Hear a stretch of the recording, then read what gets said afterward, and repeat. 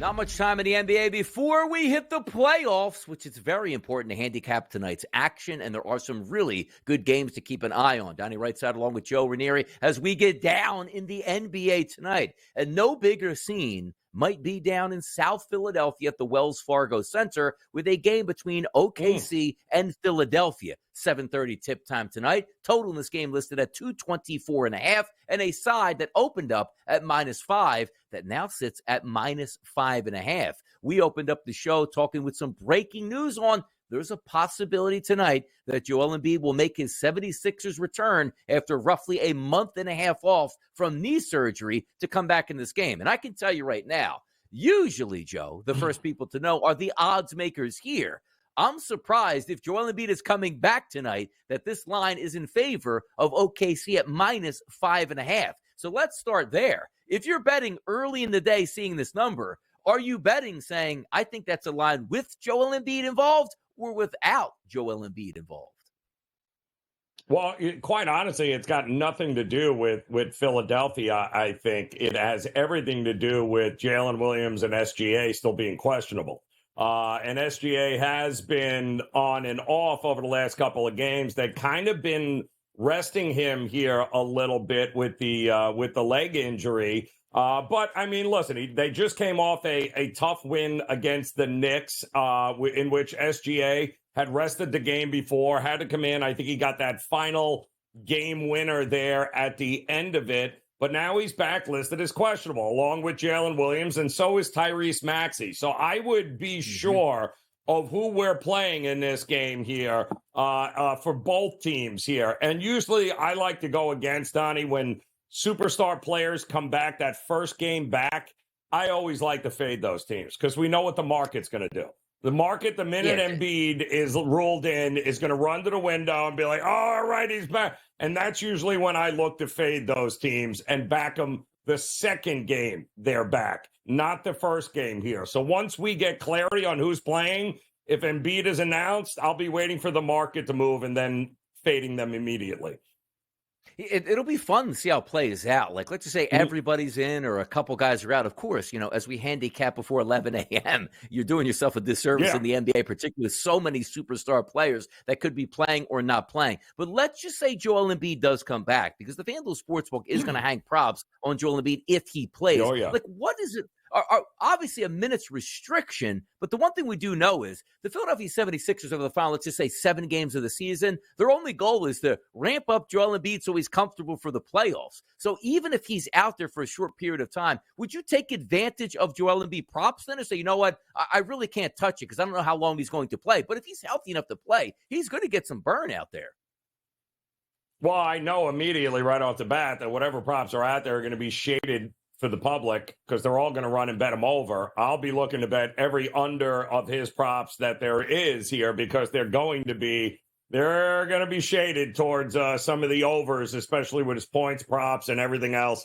And like you had said, what happens if he goes out there and runs around, then all of a sudden he's like, all right, you know what, still feels a little uncomfortable, and he sits down. I think we have just as good a shot of something like that happening than expecting him to go off and drop 30, which I don't think is going to happen.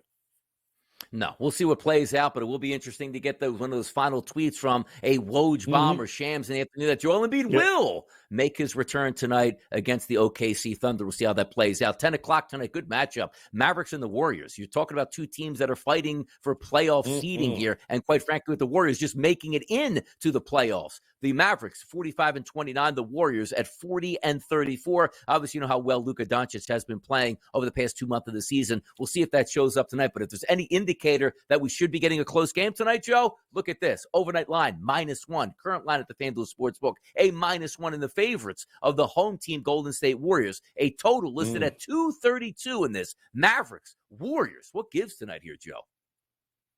Well, what gives is I want nothing to do with stepping in front of this Dallas train right now, which has been absolutely phenomenal here.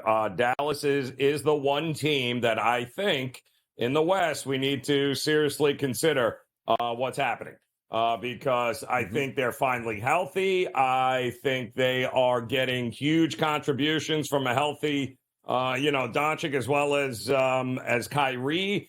Derek Lively has been a beast, this kid in the low post. So I'm not stepping in front. And I know Golden State obviously needs to get as many wins as possible here. Kuminga's missed the last couple of games. Klay Thompson has been questionable. But my goodness, I want nothing to do, even with them at home. And by the way, Golden State has been worse this year at home than they have been on the road, ironically enough.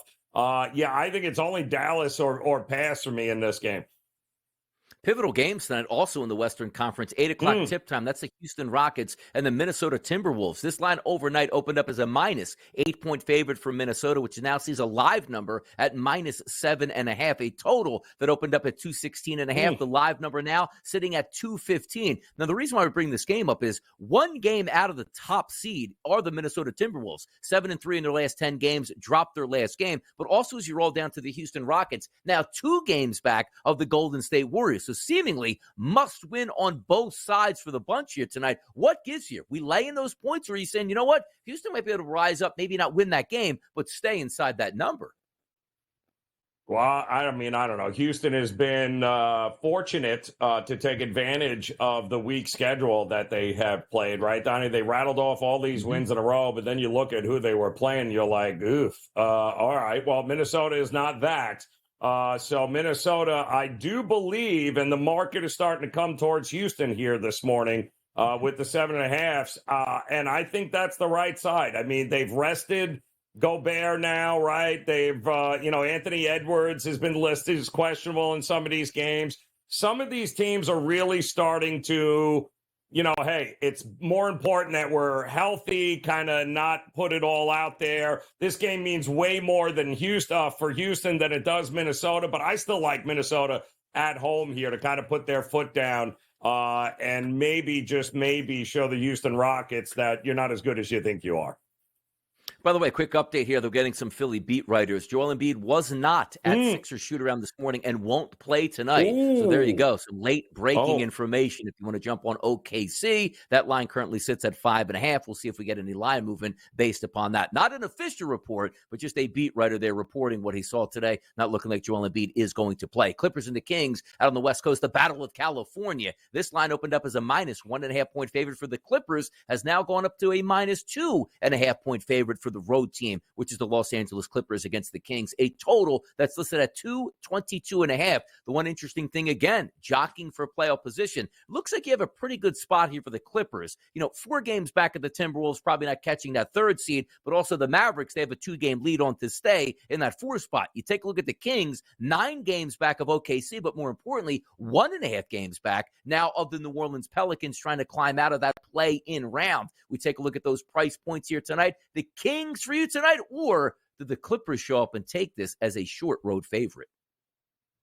Yeah, well, unfortunately for the Kings, they suffered 2 significant injuries here over the last week or so. Kevin Huerter now out, season-ending shoulder surgery. Malik Monk also, I guess, has a sprained MCL. He's expected to miss about a month. So this is a Kings squad that is... not exactly great at home here. They are home, but they're home as a dog, and I can't think of any team I trust less right now than the Clippers, who seem to be crawling to the finish line here, Donnie, in the regular season. But you're right. This game means an awful lot to Sacramento here. The Clippers were just fine heading into the All-Star break, and then the wheels have kind of fallen off here. But they got some depth issue here with the Kings. We don't have depth issues with the Clippers here, who has one of the best benches in the NBA. So it would lay it or pass here with me with the Clippers. But my goodness, they're a tough team to trust right now. Double machine, Domantas Sabonis, see what he can do tonight going up against the Clippers. But I think you used the term appropriately here, Joe, for the next game, and a great segue. The wheels falling off. That's the Toronto Raptors, who every single game they line up home or away are double-digit dogs. And tonight, they're going to take on the Los Angeles Lakers in Toronto. This line opened up as a minus 13-point favorite for the Lakers, which is now down to 12, a total listed at 232.5. I see some of these numbers, and the Philadelphia 76ers were double-digit favorites over the Raptors without Embiid and even Tyrese Maxey, and still pasted them here. Who's to say the Lakers just can't go into Toronto and smash the Raptors tonight? But it is a tough line at minus 12. What are you looking at in this game tonight here? No, it's not. Just lay it. I mean, you're right, Donnie. There are teams that have just, they've packed it in. Detroit is one of those teams. Charlotte, Toronto. Nobody is laying out there to try to keep these games competitive here. They're 3-13 in their last 16 against the number. They've lost 13 in a row. They failed to cover 10 straight at home. They've also failed to cover by an average of 12 points in those games. LA 5-2 in the last 10 against the number. This is a big road trip for the LA Lakers here, who are playing some pretty good basketball. And AD seems to be pretty motivated here down the stretch. So it would only be Lakers for me in here. No way can you trust Toronto to keep it competitive and close.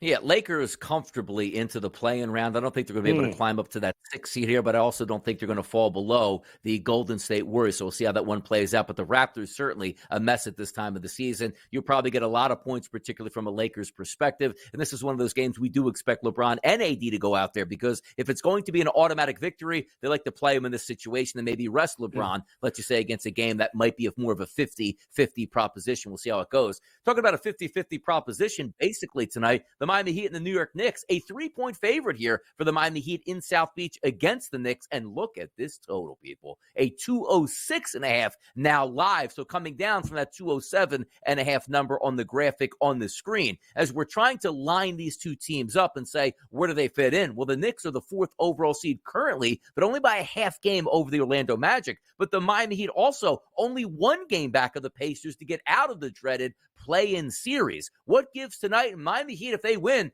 they could find themselves creeping closer to getting into that top 6.